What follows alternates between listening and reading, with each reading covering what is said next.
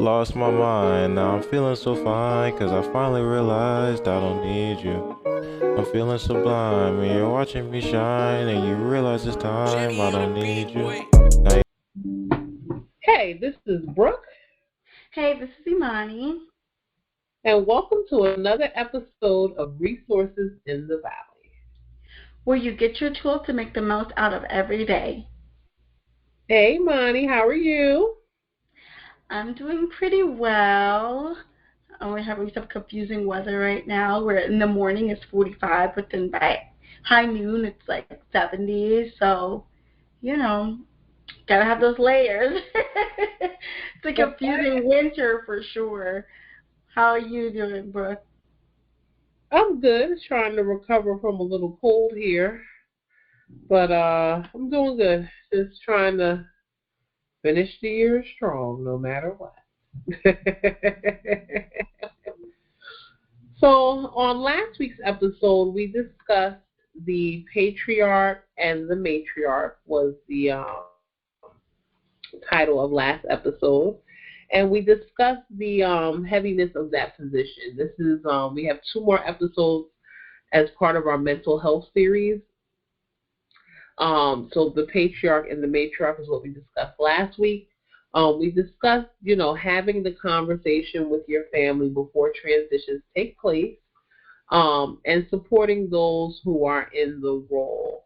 That was our call to action. Like, we wanted you to think about, how can you support those people that are in that position in the role? Do you want to give any more feedback, Imani, before we move on to this week's topic?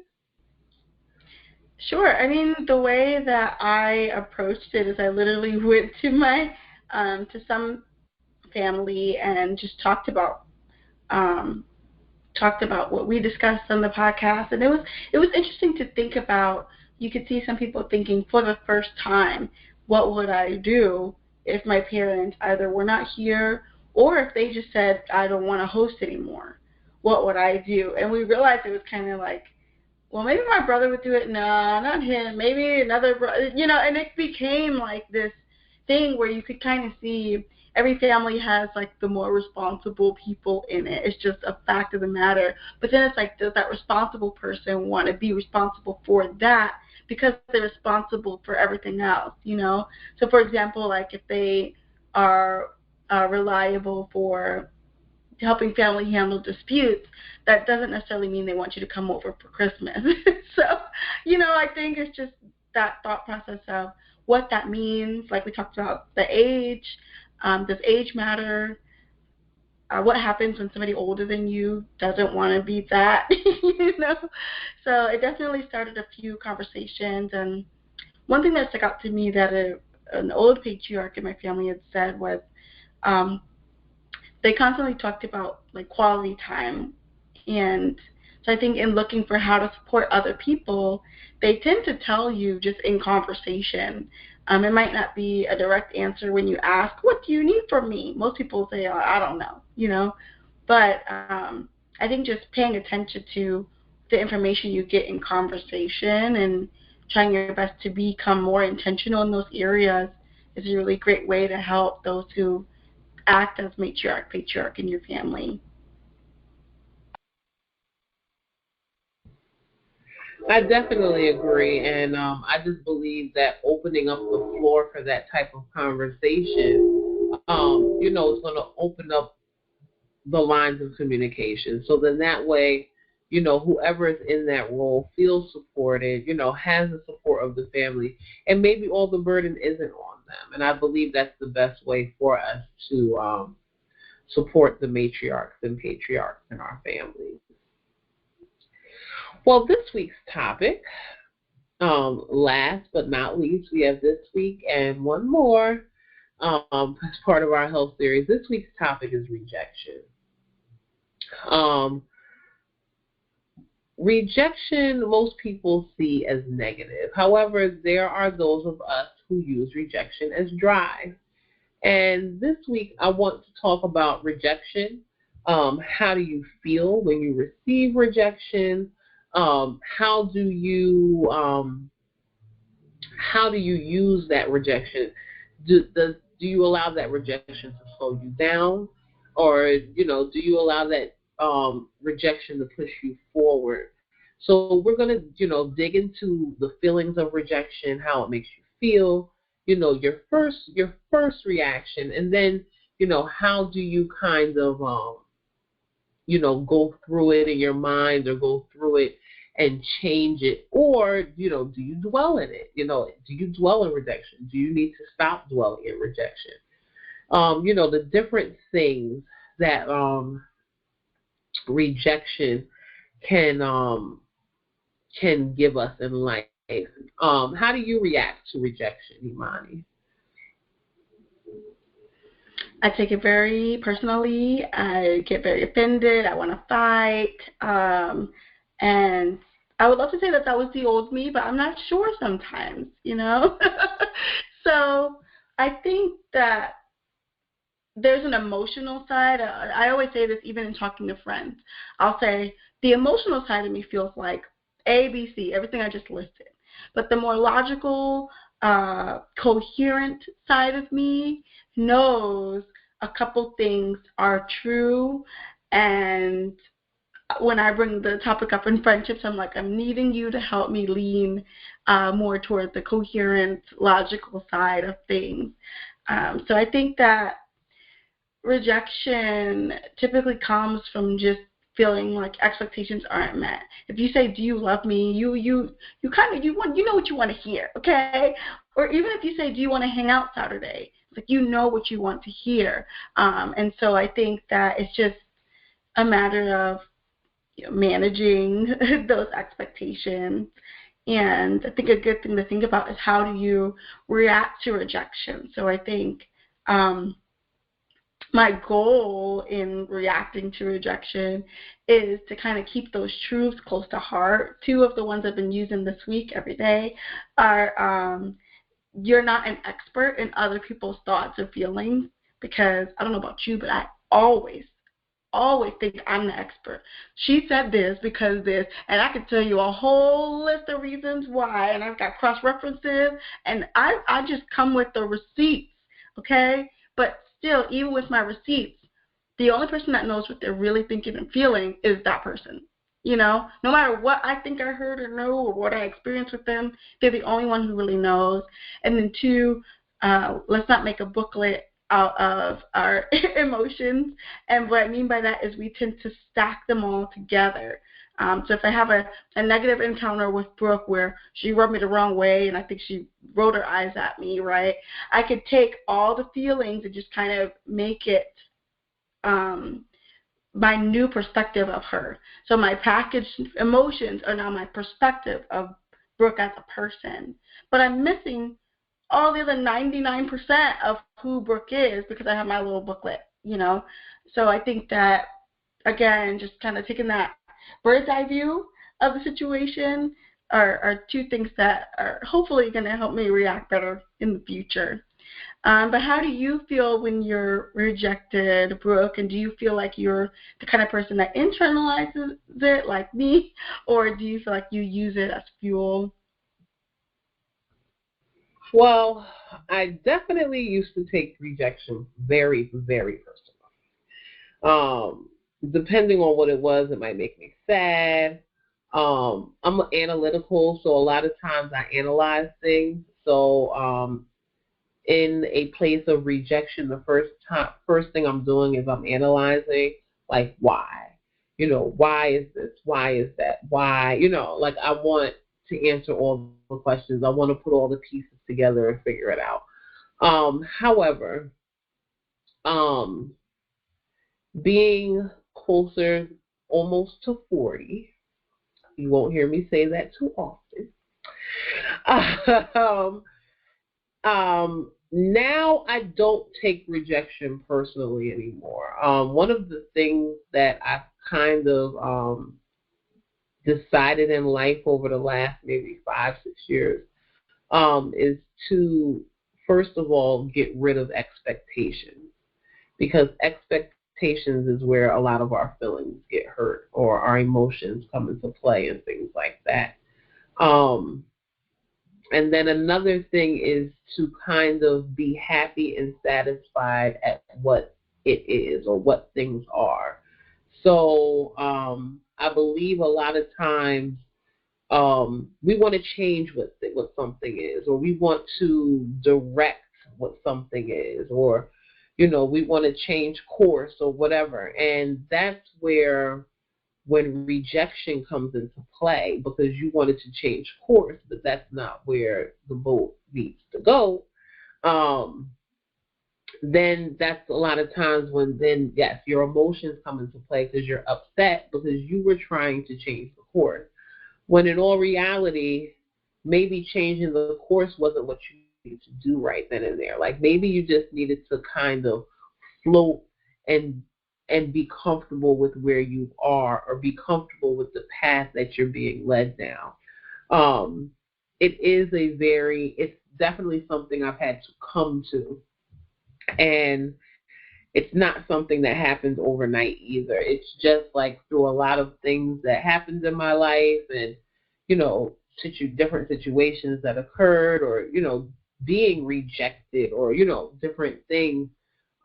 This is just where I am now. So this is not somewhere that I've always been. I definitely used to take rejection personally. I definitely used to get in my feelings. I definitely sometimes would feel depressed. Sometimes rejection would slow me down. Um, I think now that I've taken that mindset, then eventually, yes, the rejection will kind of catapult me forward in progress, and I'll use it as something to work, extra harder. But there was definitely a time when Brooke was in her feelings.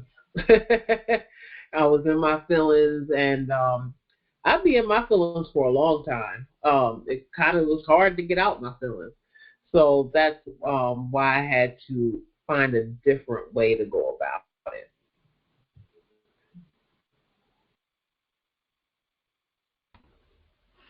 Absolutely. I love that you mentioned that it's not, you didn't wake up one day and just arrive to the point where you don't take it personally. It's something that you developed over time. And I just started this book called Attached, and I love it. It's Attached, the New Science of Adult Attachment.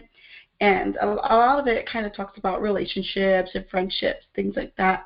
But one of the things I like from the book is that it discusses how the way you do things, whether you handle it like Brooke does, where it's like a fuel to move her forward, or whether you feel and you feel your feelings more, you got to sit with them and process them. It kind of talks about like your makeup is not inherently healthy or unhealthy. And what happens is somebody like me could feel like, well, something's wrong with me because this is how I handle it. Let me be more like so-and-so. Or they could feel like, oh, I have no feelings. This doesn't bother me. Like maybe something's wrong with me because I'm not hurt by things that should hurt me. But I like how it talks about scientifically there's no should or shouldn't for how you should feel about something or how to react towards something. Your body biologically is going to react in a certain way or fashion. And it's just about after that initial reaction takes place, can you then process it in a healthy way, maybe without lashing out at others or what have you. But I like that it kind of gives that affirmation that your initial reactions and feelings are not to really be like dissected and changed, because that's just part of who you are, but it's just about the process thereafter that you can, always work on. So I like that you mentioned that it's been a process for you. Yeah, and I mean, like even to take it a step further, I believe a lot of times, like we get caught up in things. You know what I mean? So rejection is one of the things that we get caught up in, or our plans didn't go the way we planned for them to be, or I plan to go to school and graduate college and get a great job, this and that. Like because everything didn't line up or go exactly how we planned for it to go is not always a bad thing. Um, That's another thing over the years. Like, I've started to learn that sometimes rejection, like there's a reason for that rejection. Like, you know, who, like, like there's something bigger coming out of this, on the other end. And sometimes it might take years to see what that bigger thing is. But there's always one thing I've learned over the years is there is always something bigger coming out of it. That pain or that emotion of feeling sad um, is is temporary, and but it's like it's something that we have to figure out how to work with or work on, as a process, because we're always going to get rejected. Like throughout life, there's going to be multiple rejections. There's going to be multiple things that you're rejected on, whether it's, business, personal, children, like it can be anything. But what we have to learn is this is not the end all be all. Like this, there's more to come after this. Um, so it's it's a learning process. That's one thing I will say. It's a learning process. I was not like this yesterday. I was not like this 20 years ago. I was not like this 10 years ago. I've probably been like this for like the last 4 or 5 years, if that. Could even be just the last 2 years. But it's growth. It's growth and it's maturity. And I just believe that as we all go through, rejection, and we, kind of be more cognizant of the way we react to things or the way something feels on you, then we can learn better ways to deal with it. Phenomenal women of the week this week. There's actually two women that I found maybe like a month or two ago. Two chicks with a side hustle. And yes, I am trying to pull it up right now because I did not prepare properly. I could dive in on to talk about them if you wanted to do that. Go ahead. Yes, so I love these ladies. This is a Black-owned Facebook page, and they bring all the, like, Black girl magic attitude to everything that they do. So it's a remote job company. They do a lot of things, really, but there's, like, a Facebook page, and it's just all about, like, really anyone finding their side hustle. We could side hustle our way into time freedom and job freedom and everything else. And they don't say it, but we know it's really for Black women. And just like further in our community. But they have a Facebook page where they post listings, and then they also do informative videos on YouTube where they'll say, like, this is a non-phone job. A non-phone remote job. Go apply, go apply, go apply. And if you click on their link that they'll post in Facebook and watch the YouTube video, they'll put the link to the job in the job description. So there's no gatekeeping in this group. If there's an opportunity, they tell you about it, tell you how to get there, they even walk you through how to apply. Also, the group within the group, like the group of people within that Facebook group, they're all just really nice and helpful. And if you're applying somewhere and you post, how do y'all like it at this company, they'll tell you, like, oh, girl, it wasn't for me, but, you do you. So it's just really helpful. But, yeah, Brooke, you ready to chime in? Yeah, so Imani probably introduced me to those. Hear my memory. But I just found them to be very informative. I'm somebody who works for myself from home. I do have a few gigs, but I do often do a lot of different things just to keep money going or to keep the funds, the cash flow together. So I like that their website gives you all the information. They have several websites, but they give you all the information. They tell you how to walk through it. They have a constant listing of what's available at the time. These jobs are non-phone. These jobs are on the phone. These jobs have this. These jobs have that. And I just believe that these women I wanted to honor today because they went outside the box and they provided something to others without saying pay me. Okay. I'm sure that there's a way somehow that they probably have learned to benefit from it, but it's not about that. It's about helping somebody else. And I believe that, this world of I learned this yesterday, I'm going to sell it tomorrow, is very interesting to me because I just believe that there still needs to be a community. And they have developed a community. They have actually provided or started a community in which people can work together and say, hey, have y'all heard about this? Hey, have you heard about that? And they'll check it out and they'll talk about it. And yes, they have YouTube videos that they do weekly with more information where they actually sit there and they answer questions for almost an hour. They sit every week and they just answer questions. And this is not a group. They're not answering questions from the people that are their subscribers that are paying them money. They're answering the questions from anybody who decides to hop on the YouTube Live and talk to them. So I just wanted to honor them today. I do not know their two first names, but please check out Two Chicks with a Side Hustle.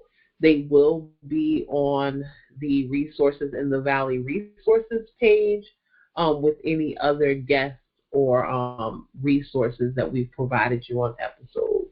Anything else you want to say, Imani, before we end? No, I just love it when I talk about Black Girl Magic. Let me show you. Bam! Natural hair avatars, okay? Natural hair avatars. It's just such a big deal to me in a world where everything online doesn't have skin tone or hair like ours. So let's dive in a little bit more regarding rejection. One thing I wanted to say is that I used to apply myself, and this goes back to what I was saying about the way you react. If you react emotionally and you feel deeply versus if you just pew off to the races and you're like, you know what, this is not going to stop me. One thing that I learned is that I think that it was really important to have a perspective that there is life and more outside of what you're going through, kind of like Brooke was saying. But I also have learned since being like this high achiever, so to speak, or striving to be that even when I'm dealing with things, I've learned the power of still dealing with and facing those things as they come. Because I think for me, I would use work or activity to help me forget about what I was facing, and it would just come and bop me over the head, and I'd be crying in the bathroom. And it just, your feelings go with you, and I think sometimes we think they're separate because we can move on from them, but they go with you. So you will be driving and you will start crying, or you will be having a conversation or watching a movie and it will just hit you. So I think as opposed to allowing it, for me personally, to be like the soda bottle that just kind of fizz, and I'm repressing, I've learned that if I have a lot of emotion around something, I have to address it for me to effectively move forward. Because for me to move forward without having done so, it's not really enough fuel. It's enough fuel to get me down the block, and then it's time to deal with it. So I think that's been really helpful for me to just learn about who I am and how I operate and how I work, because I have found myself doing more than I've ever done, making more than I've ever made, but more unhappy than I've ever been, because I've kind of stuffed all those things down, where I needed to take time to say, okay, this happened, it hurt, it hurt. It has turned into this. I now am worried about this, or this is a new fear of mine, and just kind of identifying and dealing with those different things as a result of my experiences. It's like the healing from that is what becomes my fuel and helps me to authentically move forward without fearing that I'm going to be caught off guard and start weeping somewhere randomly. I'm just mentioning it because it's happened quite a few times. So I think just getting to know who you are and how you operate is really important. And I think, too, understanding that, we won't dive into it too much, but sometimes you think somebody's rejecting you and they're not trying to. They just have other things going on, and we can just take it to heart, So if I say, let's hang out Saturday, and you say, oh, no, I don't think so, in my mind, I could hear, I've been trying to hang out with this person for X amount of time, and they keep saying no every single time I ask them. In your mind, you could hear, I'm feeling really sick. I feel really overwhelmed. I'm dealing with depression or darkness. My kids drive me a little crazy. Work was really tiring. And that is what informed your no. Not, Imani's been trying to reach out to me 5 times. I said no 5 times. So I think just those two kind of varying perspectives are just really important to remember. Like, what you're perceiving is not necessarily the whole story. Sometimes if someone's rejecting you, that means you need to get them scissors, snip them out your life because they're not really there for you. But other times it could be worth, as we talked about in previous podcasts, a second conversation or a closer look, a deeper dive into it. What's your take on rejection and your reaction to rejection? Well, I like that you said the deeper look. Like you said, somebody rejects you. It might be what is comfortable for them at the time.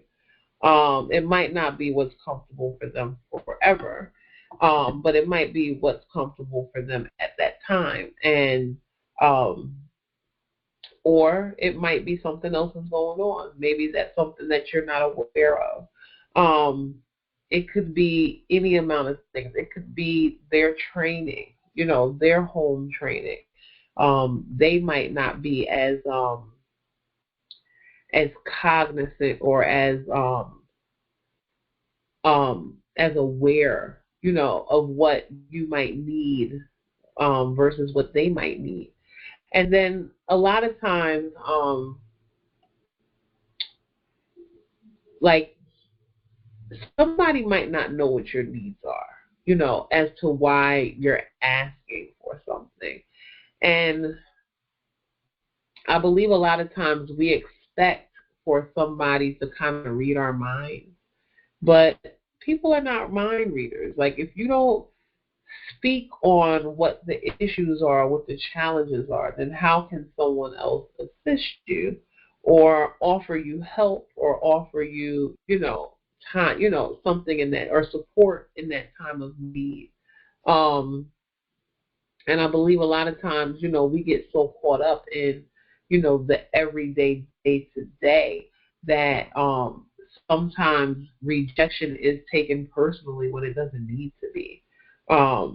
It might just be something like, this person needs to do this, or this person needs to take a break and not be around people for a while. Or whatever the case may be. And like, in my process of being, of taking rejection less personally, um, it was not only being rejected, but it was also just a time like that I had to take for myself. You know what I mean? That I had to take away from people, even though people had, my best intentions or their best intentions in place, or, Brooke, I want to make you feel better or whatever. It was a time or a period that I needed to reflect and just kind of, isolate. And I guess, maybe me going through that isolation phase, made me more open to, I don't know what could be going on with somebody else, or, what their challenges are for the day, or what they're facing, for the day, if they're not speaking about it, you know? And just because somebody isn't speaking about it doesn't mean everything's all good. That's why we, had that episode, I'm fine. It's because, sometimes that I'm fine is loaded, or it's packed, or it's way more in that I'm fine than just the general, like, oh, okay, they're okay. Because maybe they're not okay, but they're not ready to talk about it yet. So, in my process of learning how to deal with rejection and learning how to react to rejection, I had to start learning or taking my time and first, number one, addressing it. Addressing how do I truly feel?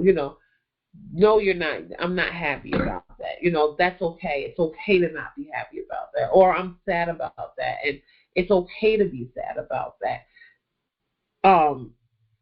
I think a lot of times, we try to cover those feelings, or we try not to deal with those feelings. But sometimes you need that good cry, or, whatever it is. And you need to sit in those feelings so then that way you can move on.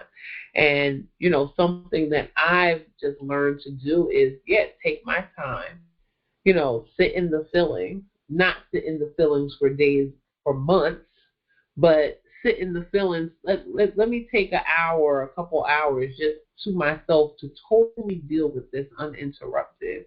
So then that way I can address it. Or maybe let me write about it. I like to write about stuff. So like maybe I'll write about it so then that way I can learn, how I feel or how I felt, and I can process those emotions. So then that way I can use it as something to catapult me forward or work, at harder towards what my goal is.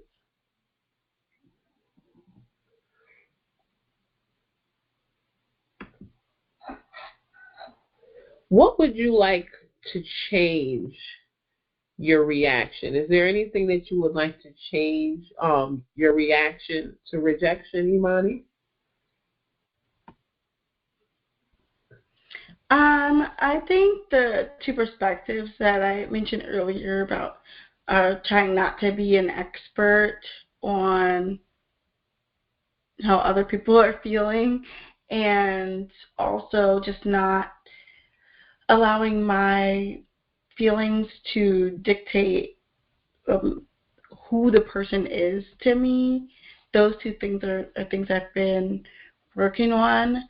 Um, and and I think the reason for me why it's so important to practice those two things is because you can look up and notice that you don't have joy anymore. That, like, I'll use myself as like a brief case study. If I'm a people person, but I immediately take someone disagreeing with me or declining our invitation as rejection, then even though I love quality time and socialization with others, that can become a hurtful process and one that sucks the joy out of me, because inevitably, if you have more than one conversation with somebody, they're going to disagree and they're probably going to decline an invitation. So what do? So I think that that's where perspective comes in, where it's like, all right, well, as Brooke mentioned earlier, I come from my household. Everybody else comes from their respective households. So the way that we interact with one another, our idea of a fun time, our idea of when we want to rest, whether they're introverted and I'm extroverted, like all of these variables come into play behind what people are doing. So, and also sometimes you just don't feel like it, especially when you become an adult and you lose that urge to like do everything with everybody. Sometimes you're just like, no. And I don't have a reason. No is a complete sentence. So, I mean, there's a million reasons why someone could decline something or disagree with you. And I think you enjoy people, you enjoy interacting, and you enjoy just life more when it's not taken personally, when everything is not a 10-ton weight on your back. You can have conversations, you can make jokes, they can make jokes, everybody can just walk away clean without feeling like I need to process this for the weekend, like it robs you not only of joy but also your life and your time to dive into such a deep process for everything, So those two things are definitely things I would like to implement. I know you said that you handle rejection pretty well as of the last 2 to 4 or 5 years, but is there anything you would like to change about your reaction to it, or do you feel like you just want to continue on the same path that you've been on? Well, I'm always looking for places to improve. I always say there's always room for improvement. None of us are perfect. And even my improvements in, learning to deal with rejection, learning to be a little bit more laid back and things like that about it, I always believe there's room to improve, because that first 5 minutes is those emotional 5 minutes. But you want to keep it to 5 minutes and not hours and hours of, I rock roughs and stuff with my Afro puffs kind of thing. So, I'm definitely. Oh my God.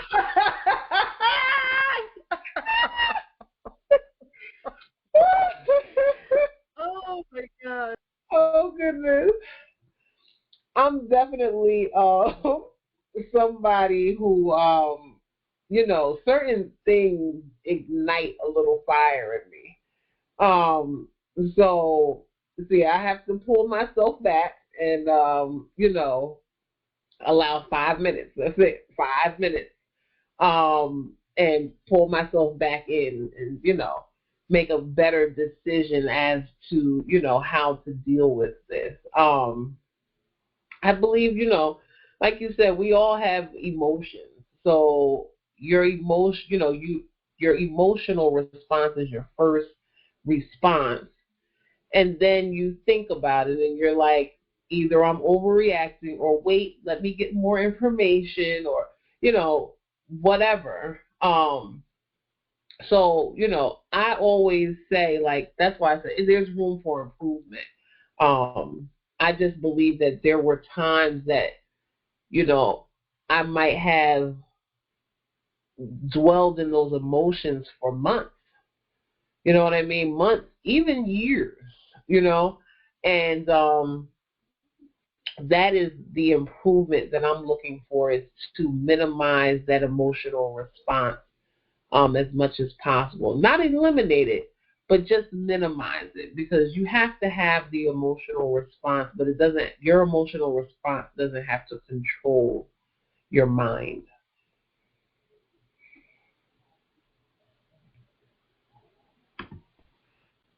Absolutely. So every episode we tend to end with our call to action. What are the action steps that we're going to take to become better at processing and reacting to rejection? I think one resource and thought I'd like to leave you guys with is 100 Days of Rejection. Unfortunately, I don't know how to say the first name, but Mr. Zhang it's Jing, has a TED Talk that's been viewed over 9,800,000 times. So it's pretty good. And he talks about 100 days of rejection. It's pretty powerful. He discusses how he's got a quest to desensitize himself from pain and shame that rejection often brings, and just try the practice of asking for what you want. I think that when we fear rejection, it's funny. The fear is a resounding sound. It's a crippling feeling. But if you look back over your life, you've probably only been rejected a handful of times. But the fear of it and the weight of it is something that we deal with in so many different interactions in so many different spaces. So he talks about how he practiced every day, whether it was going up to ask for a burger refill at a restaurant or asking a stranger for $100. Like, he has a whole list of 100 things that he did each and every day. And the first couple times, you should watch the talk and read his book. But the first couple times, he talks about how it hurts, and you're like, well, I don't want to do this anymore. But then after a while, it's like, what's the worst that could happen? Worst that could happen is they'll say no. So let me just keep on asking, And he's got this book called Rejection Proof, How I Beat Fear and Became Invincible Through 100 Days of Rejection. So I think, as Brooke said earlier, rejection is it's a lifetime thing.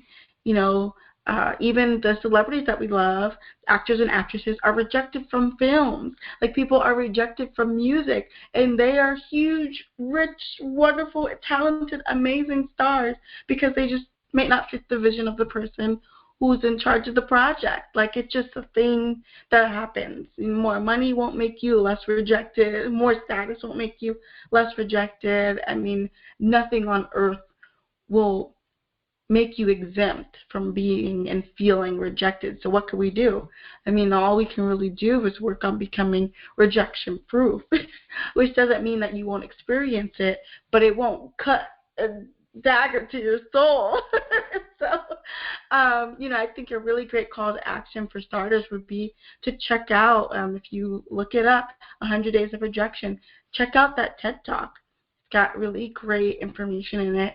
And also Mr. Zhang's book. I think you will really enjoy. Start having those conversations with yourself and evaluating how you've handled it. But also look at resources like these for how to not harden your heart, but just manage the expectation of your heart. In everything you do, you're going to get a yes or a no. And that's just fact. That's just facts. So with that, how can you walk into the room next time? How can you walk into a conversation next time? Knowing those are the only two options you're going to get, right? So prepare yourself. Prepare yourself before you have those interactions or start your day so you can start strong. What about you, Brooke? Anything you want to share for our call to action? Well, thank you for bringing up that TED Talk and that book. I'm definitely going to check it out this week. I love TED Talk. It sounds very interesting because pretty much that's where you kind of want to go. You don't want to be emotionless, but you do want it to not affect you because, like you said, every question is a yes or no. And it can be yes, it can be no. And we got to be okay with the no's because no's aren't always a bad thing. I did find this quote from David John Fubu. Turn every strike against you into an opportunity. And that's really where I wanted to leave us off with is, challenge you to turn every no into an opportunity, or anything that you feel is against you into an opportunity. If you have that mindset that this is going to be an opportunity for me, it's going to catapult you forward every single solitary time.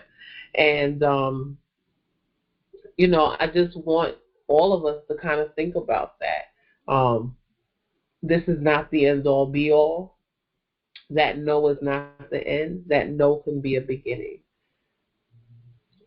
So next week, our last health series, Imani and I are going to read letters that we have written to our pre-entrepreneurial selves. So make sure you all stay tuned and check us out next week. Wishing all of you beautiful angels a blessed and productive week. And we all want you all to remember that you will get through this valley too. Thank you for checking out Resources in the Valley. Have a good one.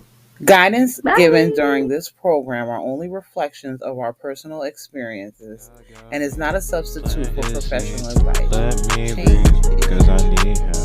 Stay faithful, not hateful. I'm playful, cause he got me. He called me his angel. I'm flying to heaven. Just know that he sent me.